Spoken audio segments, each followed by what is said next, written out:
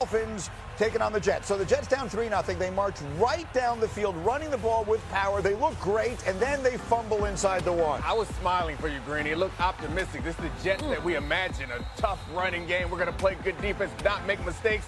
And they turned it over, and it all fell apart. Back the other way. This is on a 4th down play. How about this catch from Darren Waller? Darren Waller, welcome back to the NFL. It has been a while. 2023 was his last touchdown. Getting in the end zone on 4th down at that, Greeny. Now, the earlier fumble you saw from the Jets was the first turnover the Dolphins had caused all season. Here comes the second disaster. Oh, yeah, this is the problem with that. You're faced with a quarterback that can do exceptional things with his legs. There's never a play they want to give up on, but sometimes you're going to give it up. Jets kick a field goal. They're down 10-3 at the half. The Jets then fumble the opening kickoff of the second half, and then this horrendous play happens. On the 3rd and 8, don't worry, we're not going to show you the replay of Tyreek Hill's leg. It's not something that you want to see this morning. One of those devastating injuries. Graziano will have more on this as we go this morning. But a devastating moment, obviously, for Hill. The injury is a serious one.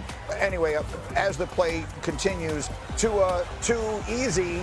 Darren Waller, second touchdown, Dolphins up 17-3. And then just when it looks completely over, ensuing Jets drive, going for it on a 4th and 1, Justin Fields doing something that not too many other human beings could do. Yeah, I think this is what he had in mind when we had the fumble earlier. He has this level of athleticism and this capability to get the fans a little excited. He had over 340 total yards of offense. Dolphins respond with a touchdown. Jets down 24-10. Garrett Wilson, touchdown catch, but hold on. Is this offensive pass interference? Absolutely. Axe 2 DB? Yeah. Come on, Greeny. Call that more often. Yeah, push off.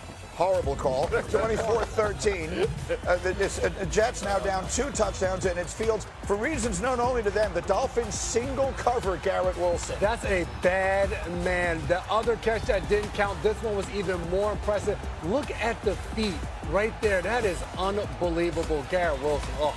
They need to push off. Jets go for the 2. They get it, so it's 27-21. They need an onside kick, and those almost never work, and here's one example of that. And so the Dolphins, on a night where they lose Tyreek Hill to a terrible-looking injury, keep their season alive. They win it by a score of 27-21. Let's start with the most important storyline here. Dan, what do we know about the injury to Tyreek? Yeah, as Adam Schefter reported this morning, multiple torn ligaments, including the ACL. In addition, he dislocated his kneecap. So when they rush him to the hospital, because that can also mean artery damage, nerve damage. They have to assess what it is. So he'll have surgery today to repair those ligaments. His season's obviously over, and his future in Miami in doubt because obviously the contract situation, he may have not been there next year anyway. Devastating injury, obviously. What else is there to say? Right, I mean, I think it was exciting for this team to get their win, but it's tough considering the rest of the season without what seemed to be their best player. So, yeah, it's a sad situation down there, but they should celebrate this win. It was a game last night where we went into it saying one of these teams' season is going to be over. That team proves not to be the Dolphins. It does prove to be the Jets. And, Sal, when you consider how badly they played, or you want to play the soundbite here, we'll play. Breece Hall afterwards, I think, spoke for everyone when he described the Jets' performance by saying this. It's a tale of, 3 out of our 4 losses. Teams will shoot themselves in the foot, and we come back and shoot ourselves in the head. So you can't win. So there you have it. So what do we say? We really didn't expect in week 4 that Aaron Glenn's team would be this undisciplined. We thought that by this time that they would be not making the kinds of easy mistakes that are avoidable. Even for a young team that's got a new quarterback and a new head coach, you would think that they would be a much more disciplined football team. They look ridiculously unprepared. They look terribly coached. There's no other way to say it. Aaron Glenn came in this year talking about cleaning up all of the obvious mistakes, the penalties, the turnovers, all the things that cost them last year. The Jets weren't going to be a Super Bowl team this year, but the coach was talking about laying a foundation that's going to be built on discipline and toughness. The Jets have shown neither of either of those two things. No discipline, no toughness. They look terrible. And if the coach is looking for a definition of same old Jets, which he seems not to understand, someone should show him a tape of the way his team has played through 4 weeks. That's the definition of same old Jets. It's just, it was amazing how it turned. Like their opening drive, they did everything they wanted to do. They were running the ball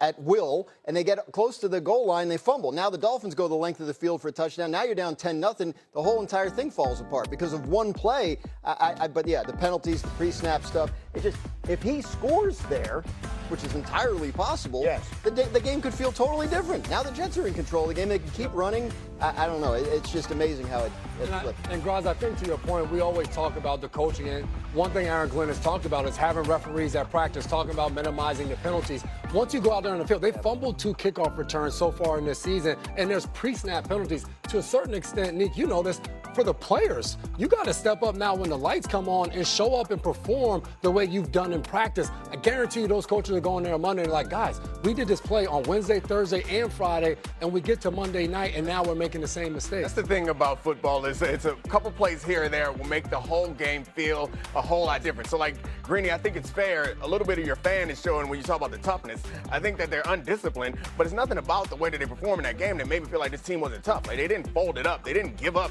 They just make a lot of mistakes and are kind of sloppy. And you clean up, like, if they hold on to the ball, I think this game turns out totally differently, which fumbling is, like, it kind of feels a little bit random. So I'm not trying to give you any hope. It's not just the fumbles, though. It's the penalties. I'm not trying to give you real hope. It's the late hit on Tua. They hit him right in the head as he's sliding. Now that's discipline. When your body slam, when John Simpson is body slamming a man like 2 seconds after the whistle, well, that's also fake tough, right? There's tough and then there's phony. But they had resilience, is what he's trying to say in the fourth quarter.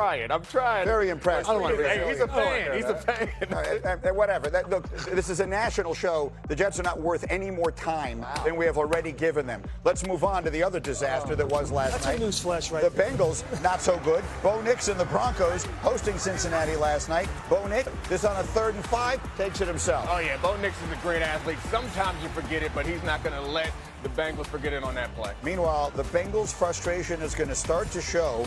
This is Jamar Chase with 10 yards on a 3rd and 20. The Bengals had 159 total yards and 9 first downs. And you saw a lot of moments like this on the sideline. We're going to talk a lot about it. Meanwhile, look at Marvin Mims the other way. Getting it done, an end around. You see that for every NFL team out there. You want to get a wide receiver the ball, just hand it off to him once in a while. And then how about this play? Look at Cortland Sutton. So the difference in this offense from week to week really depends on Bo Nix's accuracy. When he's accurate, this offense is good, and he put it right on his chest. Right there. Bengals did not do well in 1st and long last night. This is 1st and 20, and it's a team meeting at the quarterback. Bengals offense just had nothing going, and look again, Jamar Chase, we got to talk about what this is all going to add up to. 5 minutes left. The ball game is essentially over anyway, but here comes R.J. Harvey, 28-3, the final score.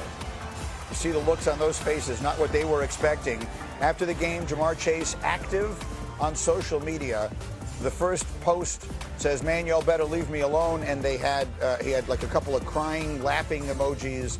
And then another one, he said, "I play with passion, #WhoDay." So I turned to someone who might be able to decipher social media. What's he trying to say there?